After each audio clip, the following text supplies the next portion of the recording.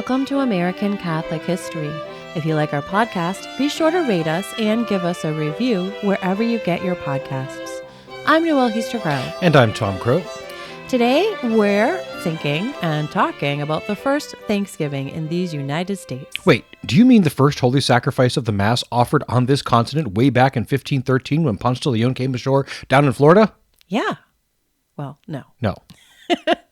Well, that was certainly the first recorded instance of the ultimate Thanksgiving. Eucharist means Thanksgiving, after all.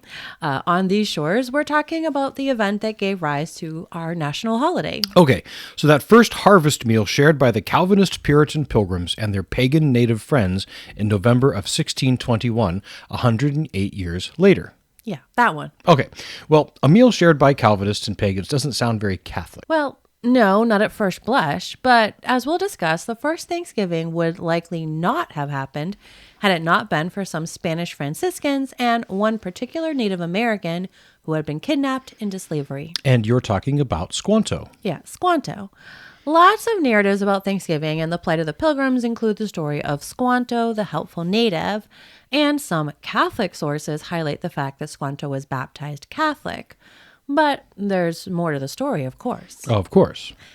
But we'll start with Squanto. Right. So Squanto.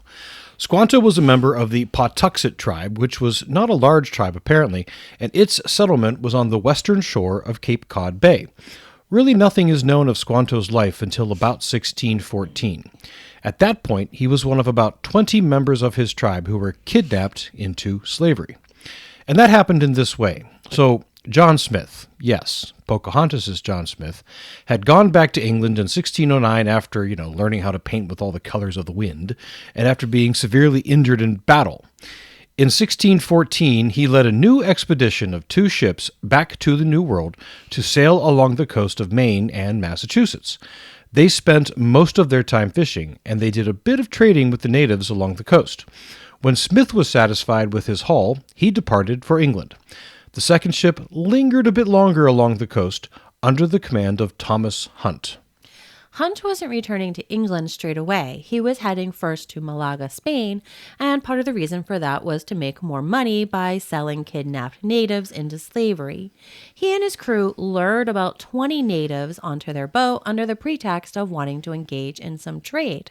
After getting the 20 on board, they subdued them and sailed away. Squanto was among those unfortunate 20. But there was something different waiting for them in Spain. Exactly.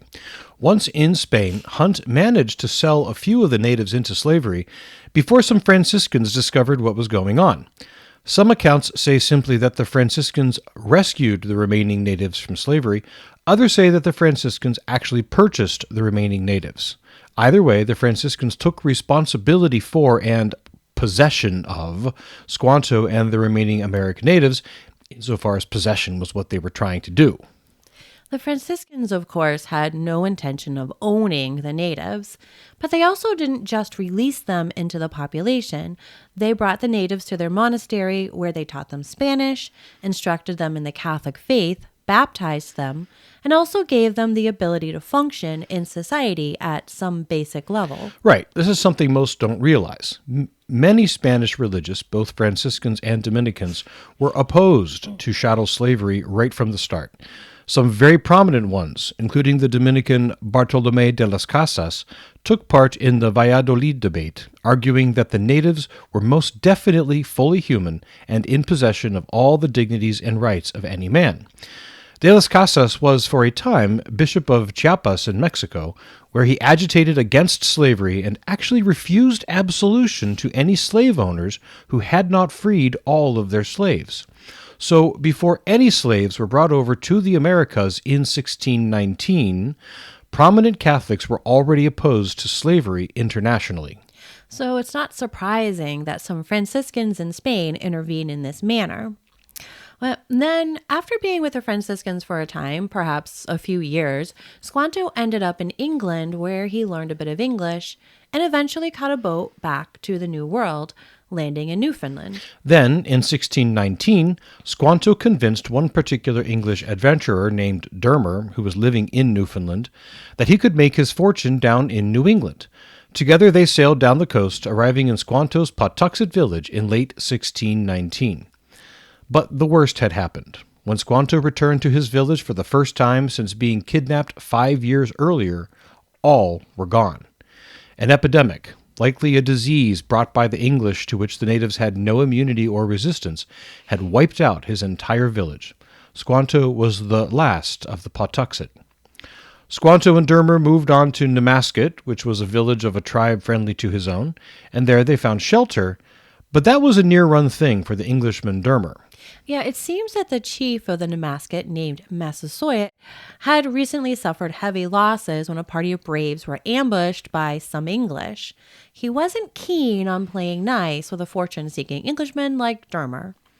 Fortunately for Dermer, Squanto was able to curb the chief's drive for vengeance. Of that encounter, Dermer wrote, "Squanto cannot deny, but they would have killed me when I was in Namask, had he not entreated hard for me."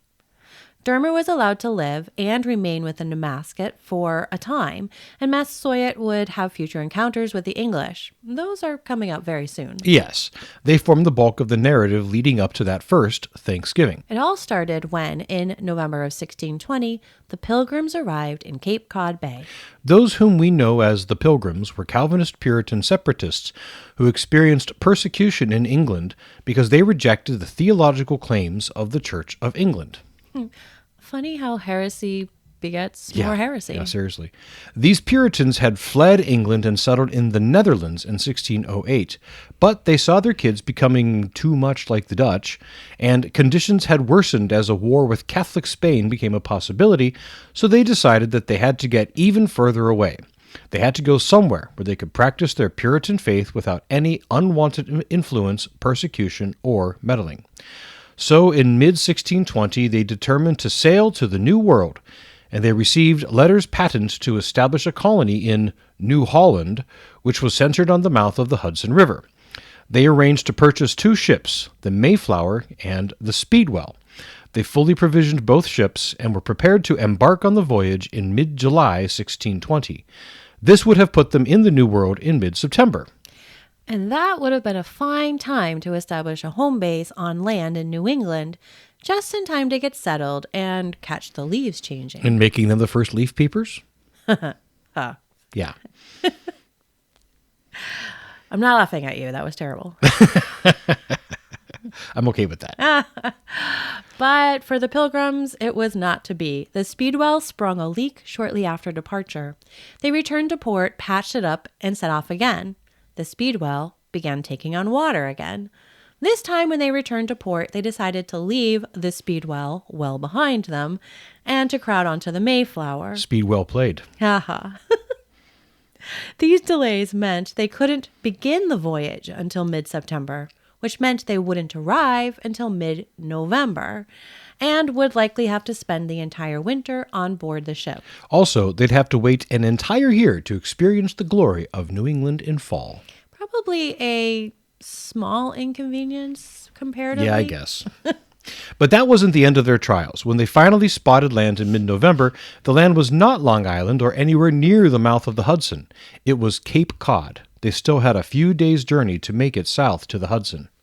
But their provisions were depleted, and the winter weather was bitter. Well, it was in New England. Yeah. They were forced to find safety in the harbors of Cape Cod Bay rather than try to make it to the Hudson. Their first place to go ashore was at the very tip of Cape Cod near modern-day Provincetown, Massachusetts. But going ashore here had a few problems. First, some of the Pilgrims thought it wrong for the group to assume the right to establish a colony and a governing structure in a place where they hadn't been granted the legal authority to do so. Makes sense. Mm-hmm. After all, their letters patent gave them rights to New Holland, and this was New England. So they decided to draft a governing document of their own, and that was the Mayflower Compact. The Mayflower Compact established how their new colony would be run, that the laws would be fair and equally applied, and that all would agree to abide by them. This agreement allayed the concerns of those who still weren't sure.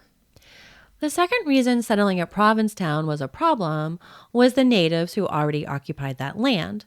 When the Pilgrims went ashore, they inadvertently disturbed an Indian burial site and came upon a buried store of corn and took it. The natives who lived there found them doing these terrible things, and they understandably took umbrage. And this first contact with the natives, well, it turned into a skirmish. The Pilgrims fired on the natives before hurrying back to the Mayflower.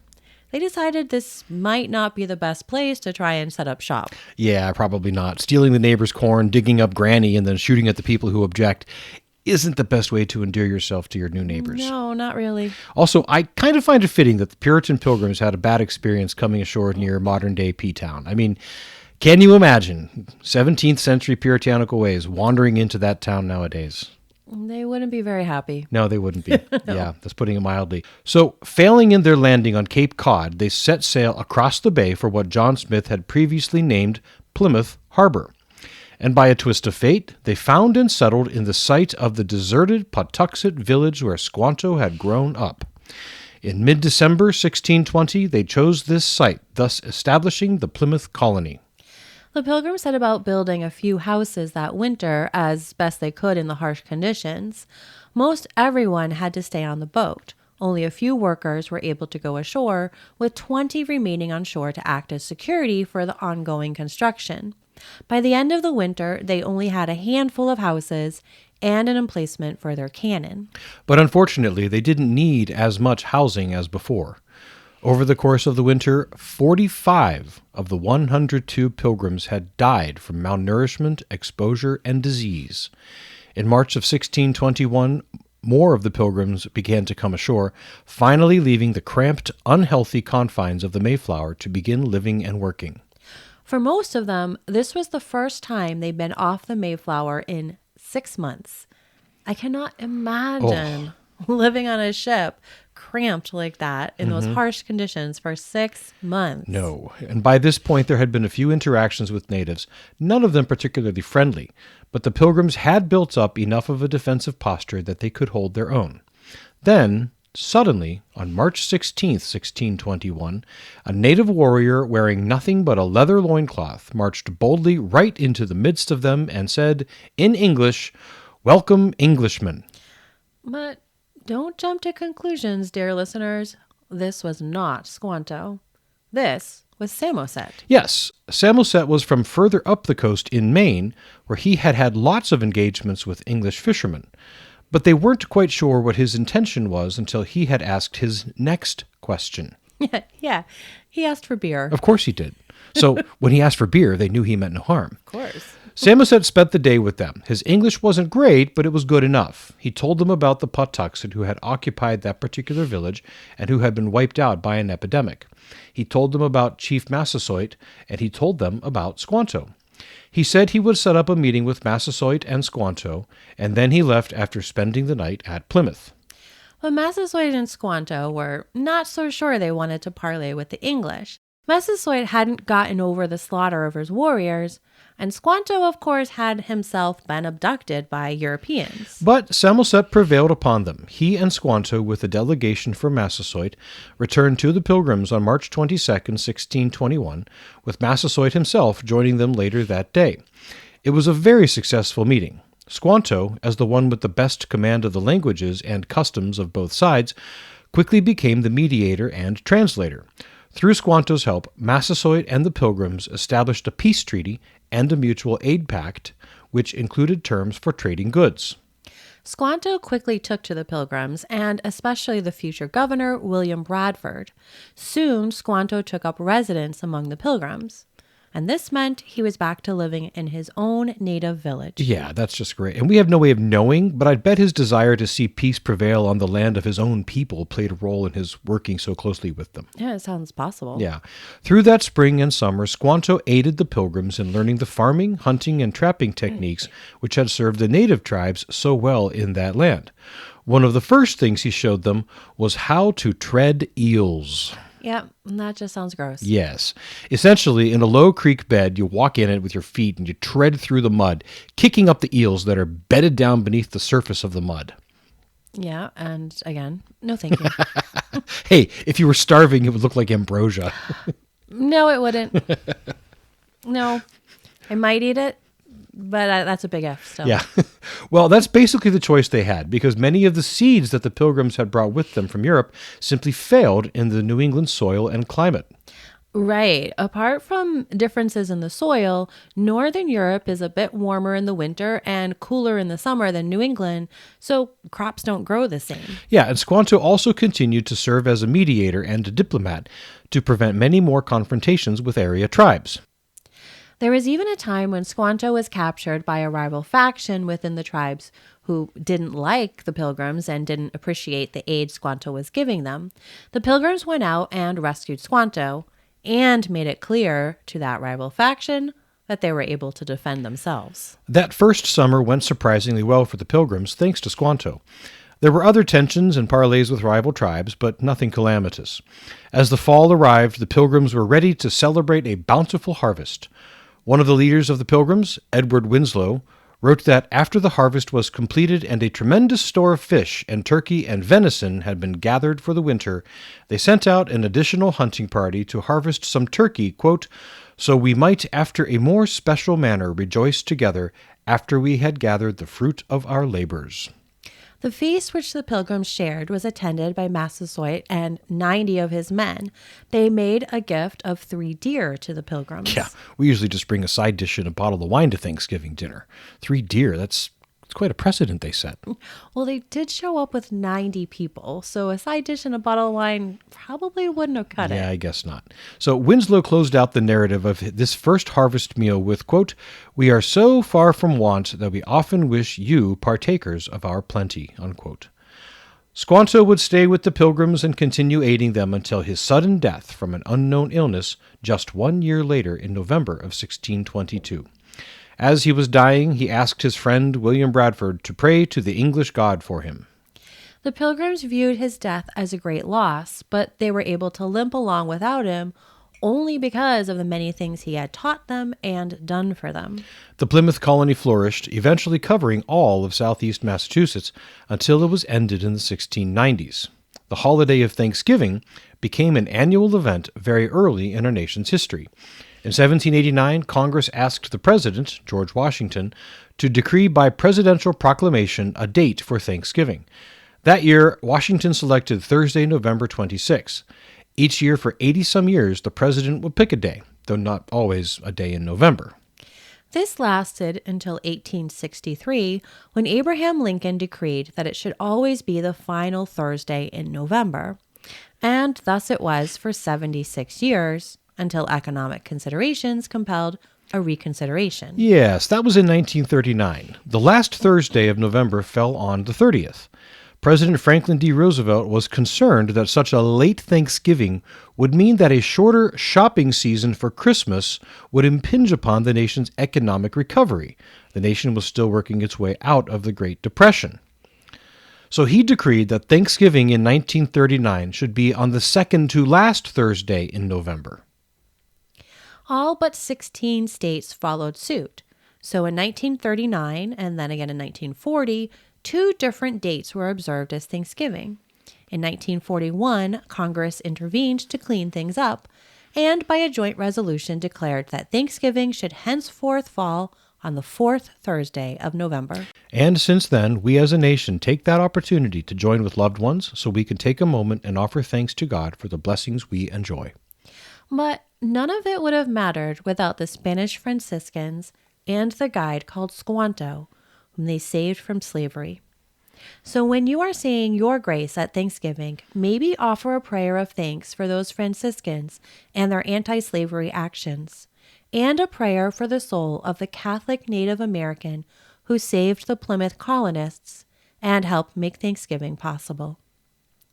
This has been American Catholic History. If you enjoy American Catholic History, please become a supporter. We've got great perks for supporters. Get information on how to become a supporter and the perks, and also check out our merch at americancatholichistory.org/support. Also on our website, sign up for our newsletter, learn more about Squanto and Thanksgiving, see about our pilgrimages, and find other great stories from American Catholic history. We also love the great reviews our listeners leave. Those and the 5-star ratings help others find us. You can email us feedback, questions, tips for episode topics, or other comments at feedback@americancatholichistory.org. You can find us on Facebook at facebook.com/American Catholic History, on Instagram at ACH_podcast, and follow us on Twitter at ACH1513.